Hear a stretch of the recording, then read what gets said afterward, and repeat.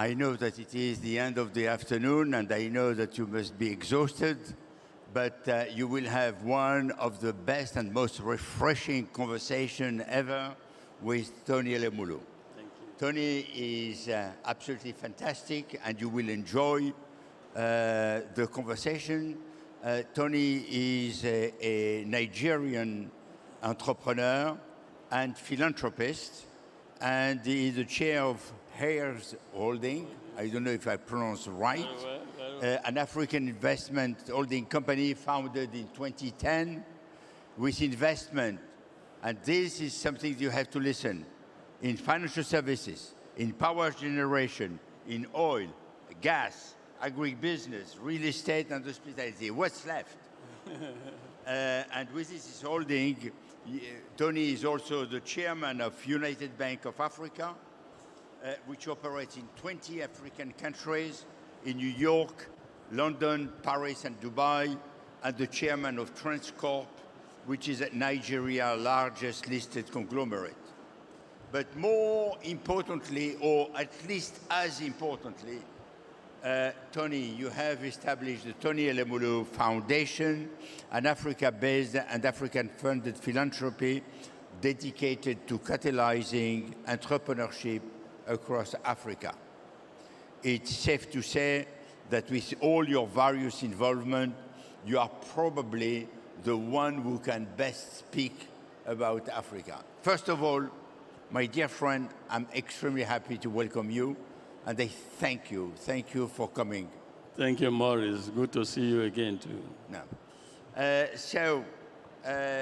Maybe one word about Africa. Today, a lot of people have various opinions regarding Africa, but mainly it is complex, it is difficult. There are wars in many regional revolutions, not so much democracy, and a country where there is mainly basic resources. One of the reasons why I have created Africatech is to show that there is another Africa, an Africa which is hidden, that people don't know very well. And I thought that maybe you can tell us a little bit more about the Africa of today. Thank you, Maurice, and good afternoon, everyone. I am pleased to be here, and congratulations and thanks to you and your co-founders for making this possible. The glass is always half full. It depends on what you see. You can see empty glass or you can see water. But as a business person, an entrepreneur, and philanthropist who invests in people and in businesses across Africa, I know for a fact that there's nowhere you get the kind of returns on investment that you make in Africa. I know that we have the people, I know we have other resources to make it work. Africa is 54 countries. Africa is a continent, Africa is not a country. But most times people see Africa as a country. And so in a continent of 54 countries and also with over 1.2 billion people, you see all kinds in terms of people's behaviors, in terms of challenges, as well as opportunities and prospects. If you look at our demography on the continent, we have the youngest demography in the world, and that portends huge market for business. That also is huge market for labor, and the right labor. That also is a huge market for innovation. And in what we do at the Tony Elumelu Foundation, we say that we want to create our own Steve Jobs out of Africa. And we know that we have energetic people who are very intelligent, dedicated, and want to make a difference. If you look at Africa from the point of view of investment, as I said earlier, there's nowhere you make the kind of returns on investment that you make in Africa. I speak as someone who invests in Africa. We have investment in businesses in over 24 African countries, and we make huge returns on investment. In 2013, our group invested in power sector. We invested in power generation, I don't know anywhere in the world where you invest in power generation because highly capital intensive, that you break even and start making profit from year 2, year 3. It's only in Africa that that happens. So we do have a lot of opportunity, but we also have challenges. But the challenges are not daunting. They are not the kind of things that will make you not want to invest in Africa. If you talk of crime, growing up, I used to read the Guinness Book of Records, and they will tell you the number of crimes that occur in New York every minute. But that does not stop you from visiting New York. That does not stop you from investing in New York. So it's about risk and returns, risk and rewards. And just let's know, and that's why I'm happy that you created this platform for people to know that in Africa, we have challenges, but we have more opportunity, more prospects, and more progress than the challenges that we have on the continent. So Africa is open for investment. The young ones in Africa want to be integrated into the global economic system, and all of us have that responsibility to make it happen. You coined the term of Africapitalism, and a few minutes ago, we had a conversation with Mark Benioff, and Mark talked a little bit about stakeholder capitalism. And one day you said, capitalism, the way I see it, it's much more than just an investment. So can you tell us a little bit more? And can you elaborate a little bit on this Africapitalism? It's Africapitalism. So I grew up in Africa, born, bred in Africa, and I've always worked in Africa. I've come to realize that we do have a lot of opportunities. I've come to realize that no one but us Africans will develop Africa. I've come to realize that we must stand, show confidence in our continent for others to even follow. And I've realized that in the 21st century, we should show interest in development from a different point of view. And so all of this, and also investing in Africa and seeing firsthand the power of investment, seeing firsthand how investment can help transform societies, communities, and help alleviate poverty and improve the quality of living and livelihood. That made me to come up with this concept and this thinking that first, Africans must show confidence on the continent, invest in the continent to help propel development of the continent. Two, that our governments must play their own role by creating the right environment that will enable all of us, private sector, to do well. Three, that the success of private sector translates to success for everyone and not just the investors themselves. Or that is what it should be, and no longer about selfish interests or selfish investment. And then finally, that friends of Africa who want to support Africa to develop in the 21st century should rethink how to intervene in Africa. That the days of sitting outside of Africa and formulating policies and programs that you think would be good for Africa is gone. If you want to actually create people who will become in future self-reliant and self-independent. This led to this whole philosophy of Africa, that we need to invest first long-term in Africa, two, in key and strategic sectors of the African economy that will help us to drive the sustainable development, and three, that by so doing, we don't only make profit for ourselves, but make profit for everyone.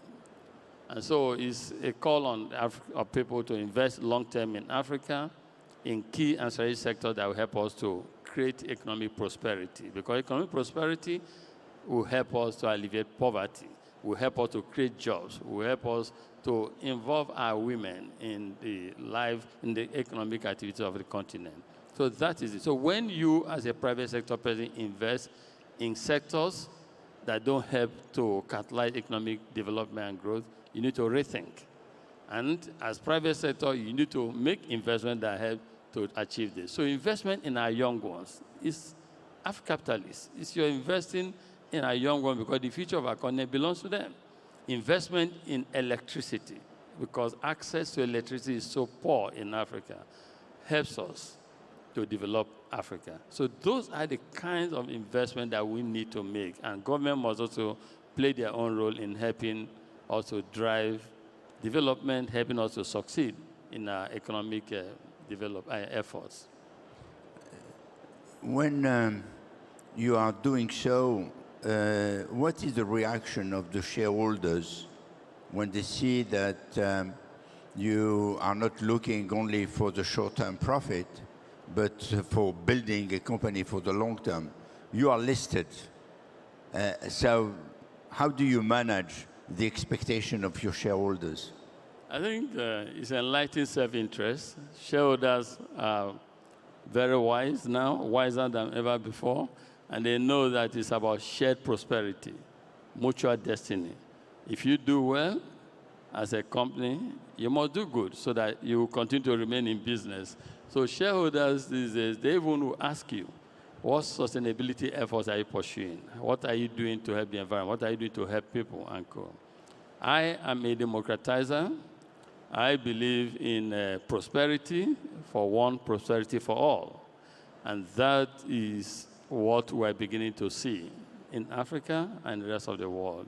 People are no longer as selfish and self-centered as it used to be before. People are realizing that if you go alone, you will suffer. What we do at the Tony Elumelu Foundation is the expression of our belief in our young one. It's also the realization that it's not just about us alone. It's not about the money we have in our bank accounts, our bank balances. It's about the legacy that we make. It's about the impact we create. And in our own little way, we're helping to catalyze this kind of behavior across the continent. So people, it's not just about the progress or prosperity you create for yourself and your family alone. It's about what you do for everyone. Because we are realizing, and others are following suit, that prosperity for all is what will give us the security that we need. It's what will create the harmony that we need. It's what will create the peace that we need. And that is what is good for legacy and for everyone. So this is what led you to create the foundation? Because the foundation has a slightly different role, if I understand well. Can you tell us a little bit? That intersection of business and philanthropy is important. We have long realized that in our group, and that's why, as far about 13 years ago, we founded the Tony Elumelu Foundation. Because we realized, looking at our own life story, I in particular, I'm a child of luck. And I asked myself, since it's no longer about the prosperity you create for yourself or your family, but the prosperity you will create for everyone, what legacy am I leaving behind? The luck that I benefited from, am I democratizing that luck? Am I creating opportunity for others to consider themselves lucky? That was why in 2010 we founded the Tony Elumelu Foundation to help young African men and women who are ambitious, who are determined to succeed, who are energetic, but who lack the means and opportunity to even prove their concept, to give them support. $5,000 non-refundable seed capital.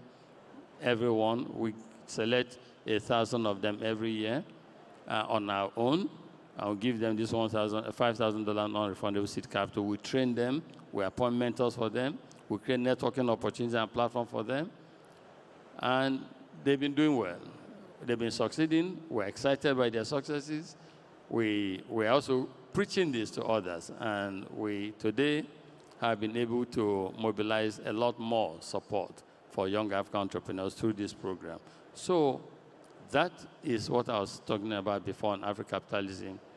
It's no longer about Africans sitting and donor organizations come to Africa to give you money to invest in different sectors, but this is all saying we need to develop entrepreneurs. We know how to develop entrepreneurs. Let's partner to develop more. We have put our money into it. Come, let's work together. And quite a number of world organizations are coming together. UNDP is our partner. ICRC is our partner. The European Union, European Commission is our partner. Google is our partners. And U.S. government. And all of these people are working with us. You have everyone. No, we don't have publicists yet. I would like to come back to the program that you have developed. In 2015, you committed $100 million to create 10,000 entrepreneurs across Africa over the next 10 years, which means 2025. There is still 2 years and something left. How the program is working? Are you happy with the result? How many entrepreneurs have you already been able to help and create and develop? And do you feel happy with that program? I think talking about happiness, as a business person, I think my colleagues and I have done very well in terms of success in business. But what gives us greater satisfaction, happiness, and pride is what we have done in impacting lives in young African entrepreneurs, young African men and women. We have today impacted or supported over 18,000 beneficiaries, each of them with non-refundable seed capital of $5,000, men and women. In fact, it's even last year we had more females, 70% females than 80% men. That's good. Mesdames, messieurs, 75%. 70% last year, women. That's really impressive. And 30% men. When we started, it was 70 male and 30 female, but it's reversed. But that shows a lot. Our women are being encouraged, they are stepping forward, and they're doing very well. The program is succeeding. But apart from those who have collected, who have benefited financially, we have trained over 1 million young African entrepreneurs. We have talking of technology, talking of tech for good, we have over 1 million young Africans that we have trained on our digital platform called TF Connect. TF Connect, we train young African entrepreneurs on how to manage business so that when they get money, because capital is not about everything. In addition to capital, or besides capital, you need to know how to run businesses. You need to know how to adopt certain discipline and philosophy that have helped successful people. For instance, we teach them what we call TOE, what we do in our group that's helped us to succeed. So we do all of this to support them. So it's not just the 18,500 that have benefited directly from us, it's also the over 1 million young Africans that we have trained. And from our M&A reports, they tell us that yes, capital is good, but more importantly, that they like the business education, the training, and the discipline, and the hand-holding, and the mentorship we provide for them. So I would say that the Tony Elumelu Foundation Entrepreneurship Program has done very well. We have 2 years ago. We are now trying to build bigger coalition of like-minded global institutions so that we go beyond supporting thousands to millions.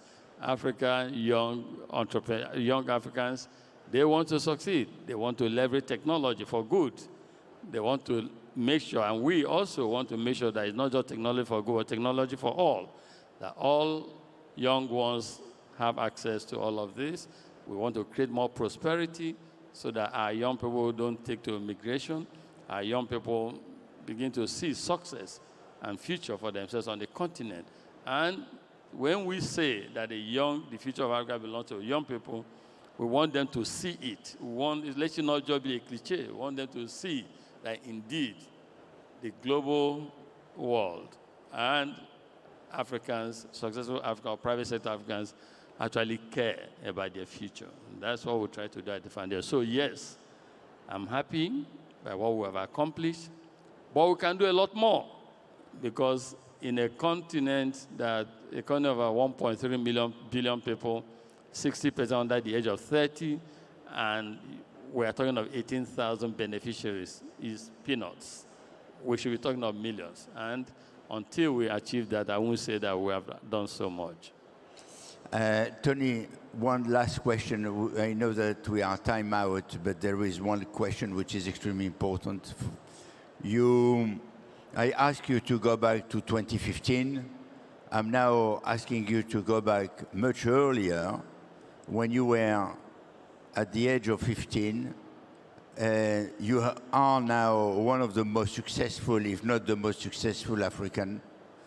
You are an achieved man with a lot of success. When you think about the adolescent of 15 years ago, of 15 years old age, and you look at the room and you want to give a piece of advice, what would you say? It's not just a piece, some nuggets. First is, I want to say that discipline, hard work, tenacity, resilience, focus are extremely important for success in business. I believe we have tech entrepreneurs in this room, and even those who are not tech entrepreneurs, these principles apply to everyone.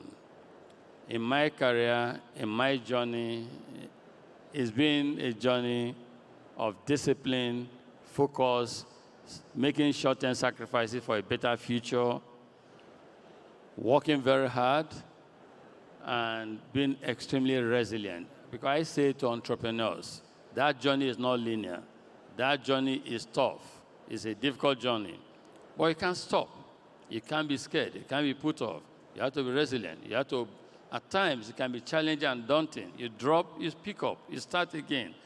Keep your eyes in the long run. Just know that in the long run, most things, so long as you're determined and tenacious, things will come true. And for those also, since this VivaTech platform, I say to people, those who do business entrepreneurs who fail to embrace technology are preparing or planning to fail. And as entrepreneurs, you should be building to last.